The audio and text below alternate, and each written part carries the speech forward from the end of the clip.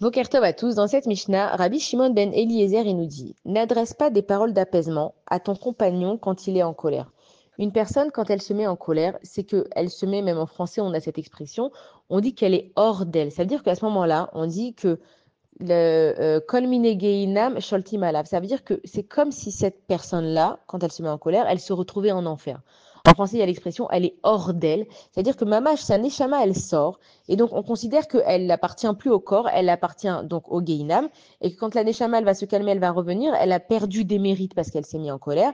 Et elle va devoir réacquérir beaucoup de mérites. Donc, une personne, quand elle se met en colère, elle n'est pas dans la logique parce que c'est pas normal de se mettre autant en colère. Donc, elle a perdu la raison, elle a perdu la logique. Donc, c'est pas la peine d'essayer d'apaiser cette personne avec des raisons logiques. Je vais pas aller voir une personne qui est folle furieuse et lui dire, regarde, calme-toi, c'est disproportionné, c'est pas normal de s'énerver pour ça. Il faut que, au contraire, je dis à cette personne, regarde, soit je lui dis rien, ça c'est une grande mahala, c'est une grandeur, soit je lui dis rien.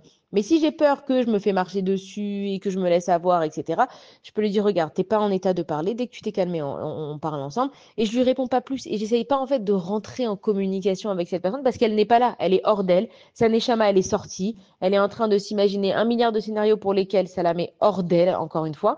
Et donc la Mishnah, elle nous dit, une personne qui est en colère, ne dit rien. Soit tu lui réponds pas, ça c'est une grande mahala, c'est une grandeur de se taire et de la laisser donc exprimer sa colère, ou alors si j'ai pas envie d'entendre ce qu'elle a à dire parce que quand elle se met en colère, elle dit n'importe quoi, je pars et je lui dis regarde, t'es pas en condition là pour parler, dès que tu te calmes, on s'en va. Et pareil, même avec un enfant, là on parle de compagnon, mais on sait que des sentiments, ils ont besoin d'être exprimés, évidemment à proportion gardée. Je vais pas laisser mon enfant tout casser à la maison, mais je vais lui dire, regarde, tu es en colère, tu as le droit d'être en colère, d'exprimer ta colère. Par contre, je suis pas obligée d'être là quand tu exprimes ta colère.